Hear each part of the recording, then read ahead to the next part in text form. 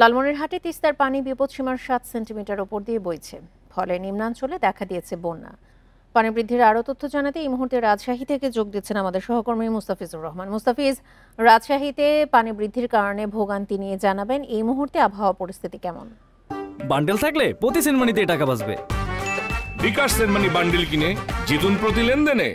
দেখুন, রাজশাহীতে অর্থাৎ রাজশাহীর যে পদ্মা নদী সেটি বিপদসীমা প্রায় ছুঁই ছুঁই করছে, কেননা গেল 24 ঘন্টায় 2 সেন্টিমিটার পানি বেড়েছে, যেটি পানি উন্নয়ন বোর্ডের তথ্য বলছে। গতকালকে ছিল 17.46, আজকে 17.48 সেন্টিমিটার পানি উচ্চতা, এবং সেই সাথে পানির মাত্রা ক্রমেই বাড়ছে। এবং আবহাওয়া দপ্তর যেটি বলছে যে যেহেতু ভারী বৃষ্টিপাতের সম্ভাবনা রয়েছে, সেই সাথে পাহাড়ি ঢলের কারণে কিন্তু রাজশাহীর যে পদ্মা, রাজশাহীর কোল ঘেঁষে পদ্মা বয়ে গেছে, পদ্মার পানি কিন্তু বাড়ছে এবং বিপদসীমা অতিক্রম করতে পারে, এটি কিন্তু তারা একটি ধারণা করছেন। এবং সেই সাথে যখন পানি বাড়ছে তখন মধ্যচরে অর্থাৎ রাজশাহীর যে পদ্মা নদী, এতে বছরে অধিকাংশ সময় পানি না থাকার কারণে ঠিক নদীর মাঝ বরাবর অনেক বড় বড় চর পড়ে থাকে, সেইখানে অনেক মানুষ কিন্তু ছিন্নমূল মানুষ সেখানে তাদের আবাসস্থল গড়ে তোলেন। এবং দেখা গেছিল যে রাজশাহীর যে পদ্মা নদীর মাঝখানে যে মধ্যচর যেটা বলা হয়ে থাকে, সেই মধ্যচরে প্রায় 3 শতাধিক পরিবার বসবাস করত।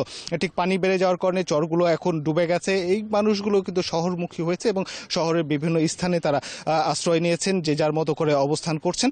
এবং পানি উন্নয়ন বোর্ডের এরই মধ্যে কিন্তু রাজশাহী শহর রক্ষা যে বাঁধগুলো রয়েছে সেগুলোতে তাদের সতর্কীকরণ বার্তা দেওয়া হয়েছে, এবং সেখানে যে জনসমাগম বা জনসাধারণের যে পদচারণা ছিল সেগুলো কিন্তু নিষিদ্ধ করা হয়েছে। এবং তারা বলছিলেন যে বাঁধের সুরক্ষার কারণেই তাদের এই সতর্কতা জারি করা হয়েছে। অপরদিকে রাজশাহীর যখন পানি বাড়ছে তখন পদ্মার কোল ঘেঁষে যে বাড়িগুলো রয়েছে, যে মানুষগুলো বসবাস করে, তাদের কিন্তু উৎকণ্ঠা ক্রমেই বাড়ছে, কেননা পদ্মার পানি বিপদসীমার বলা যেতে পারে পানি উন্নয়ন বোর্ডের ভাষায় অর্ধ মিটার আর বাড়লেই কিন্তু রাজশাহীর যে পদ্মা সেটি কিন্তু বিপদসীমায় অতিক্রম করবে, এবং সেই সাথে আশেপাশের যে ঘরবাড়িগুলো রয়েছে সেগুলো প্লাবিত হওয়ার শঙ্কা রয়েছে। ঠিক সেই কারণেই পদ্মা পাড়ে যে মানুষগুলো রয়েছে তাদের শঙ্কায় অনেকটাই রাত কাটছে। এবং সেই সাথে এখানে প্রস্তুতির যে বিষয়টি রয়েছে, পানি উন্নয়ন বোর্ডের পক্ষ থেকে বলা হয়েছে যে শহররক্ষা বাঁধ তারা প্রতিনিয়তই পর্যবেক্ষণ করছেন, কোথাও কোনো ত্রুটি বা কোনো শঙ্কা বা ভাঙ্গনের শঙ্কা দেখলেই সেখানে যেন দ্রুত ব্যবস্থা নেওয়া যেতে পারে, সেই প্রস্তুতি তাদের রয়েছে। সেইভাবেই তারা কিন্তু কাজ করে যাচ্ছেন এবং প্রতিনিয়ত পানির উচ্চতা অর্থাৎ পানির গতিবিধি তারা পর্যবেক্ষণ করছেন। সেই সাথে এখানে জেলা প্রশাসকের যে ত্রাণ ও পুনর্বাসন কেন্দ্র রয়েছে তারাও কিন্তু বিষয়টি গুরুত্ব সহকারে দেখছেন, এবং তারা বলছিলেন যে তাদের পরবর্তী প্রস্তুতি অর্থাৎ বন্যায় প্লাবিত হওয়া এবং ক্ষতিগ্রস্ত এই মানুষ তাদের পাশে দাঁড়ানো বা তাদের সহায়তা করার জন্য জেলা প্রশাসক প্রস্তুত রয়েছে।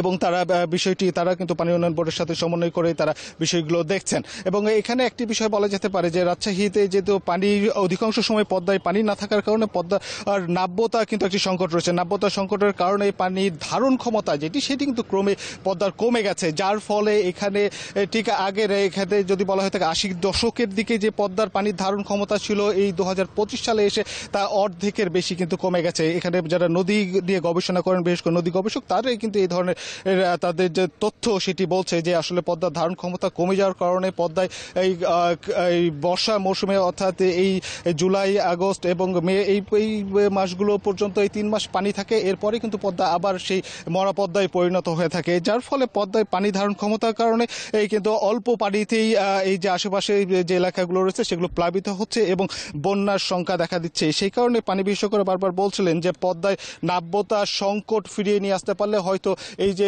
অল্প পানিতেই যে প্লাবিত হওয়ার যে সংখ্যা থাকে সেখান থেকে হয়তো আমরা পরিত্রাণ পেতে পারি, এটি নদী গবেষকরা বলছিলেন। তো এখন পর্যন্ত রাজশাহীতে পানি উন্নয়ন বোর্ড এবং জেলা প্রশাসক তারা প্রস্তুত রয়েছেন যে কোনো পরিস্থিতি সামাল দেওয়ার জন্য। এই ছিল রাজশাহী পদ্মা নদী থেকে সর্বশেষ। মুস্তাফিজ, আপনি আমাদের সঙ্গে থাকুন। এবার আমাদের সঙ্গে লালমনিরহাট থেকে যোগ দিচ্ছেন সহকর্মী মাহফুজ। মাহফুজ, আমরা সকাল থেকে দেখছিলাম যে লালমনিরহাটে ভারী বর্ষণ হচ্ছে, এই মুহূর্তের পরিস্থিতি নিয়ে জানাবেন। আর যেহেতু অনেক এলাকায় এখন পর্যন্ত পানিবন্দী, সবশেষ কি তথ্য জানা গেছে পানি উন্নয়ন বোর্ড থেকে? দেখুন, একদিকে লালমনিরহাটের আকাশে কিন্তু ভারী বর্ষণ, পাশাপাশি ভারতের উজান থেকে কিন্তু প্রচুর পরিমাণে পানি বাংলাদেশের অভ্যন্তরে প্রবেশ করছে। আমরা দেখেছি যে গতকাল থেকে কিন্তু 44টি গেট, তিস্তা ব্যারেজ পয়েন্টের যে 44টি গেট আছে সেটি কিন্তু খুলে রাখা হয়েছে, সেখান দিয়ে হু হু করে পানি আসছে। এবং তিস্তার যে তীরবর্তী নিম্নাঞ্চল আছে ইতোমধ্যে কিন্তু সেই নিম্নাঞ্চল কিন্তু পানিতে প্লাবিত হয়েছে। আমরা এখানে এসে দেখেছি যে সাধারণ মানুষ কিন্তু বেশ কষ্টের মধ্যে পড়েছে। আমরা জেলা প্রশাসন সূত্রে যেমনটি জেনেছি যে এখন পর্যন্ত লালমনিরহাটের যে নিম্নাঞ্চল আছে সেই নিম্নাঞ্চলে প্রায় 5,000 মানুষ কিন্তু পানিবন্দী হয়েছে। তাদের যে গবাদি পশু সহ তাদের যে বাড়িঘর এবং চুলোয় কিন্তু রান্না হচ্ছে না। আমরা বানভাসী মানুষের সাথে কথা বলে জেনেছি যে গতকাল কিন্তু সন্ধ্যা থেকে এই অভ্যন্তরে পানি প্রবেশ করে সেখানে কিন্তু তারা কিন্তু এখন পানির মধ্যে রয়েছে। আমরা পানি উন্নয়ন বোর্ড সূত্রে যেমনটি জেনেছি লালমনিরহাটে কিন্তু আজকে যে তিস্তা নদীতে পানির ব্যারাজ পয়েন্টে যেটি ধারণ করছে হিসাব করা হয়েছে সেটি হচ্ছে 7 সেন্টিমিটার, বিপদ সীমার 7 সেন্টিমিটার উপর দিয়ে প্রবাহিত হচ্ছে, যার কারণে কিন্তু পানি বিপদ সীমার উপরে প্রবাহিত হওয়ার কারণে কিন্তু লালমনিরহাটের অভ্যন্তরে বন্যার সৃষ্টি হবে সেটি কিন্তু ধারণা করছে পানি উন্নয়ন বোর্ড। আর নিম্ন অঞ্চলের কথা যদি বলি সেখানে কিন্তু ইতিমধ্যেই কিন্তু বন্যার পরিস্থিতি সৃষ্টি হয়েছে এবং সেই পরিস্থিতি কিন্তু এখন পর্যন্ত কিন্তু ক্রমেই বেড়ে চলছে। মাহফুজ, যারা পানিবন্দী এলাকায় রয়েছে তাদেরকে কি অন্যত্র সরিয়ে নেওয়ার কোনো ব্যবস্থা নেওয়া হয়েছে? যে এখন পর্যন্ত যে আশ্রয় কেন্দ্রগুলো আছে সেটি কিন্তু আমরা প্রশাসনের সাথে কথা বলেছি যে কয়েকটি আশ্রয় কেন্দ্র কিন্তু ইতিমধ্যে প্রস্তুত করা হয়েছে এবং সেগুলো কিন্তু যারা বানভাসী আছেন তাদেরকে সেখানে নিয়ে যাওয়া হবে এবং প্রশাসনের পক্ষ থেকে যে ত্রাণ সেটি কিন্তু মজুদ রাখা আছে এবং জেলা প্রশাসন, উপজেলা প্রশাসন সহ সবাই কিন্তু তৎপর রয়েছে বানভাসী মানুষের জন্য সার্বিক সহায়তার জন্য।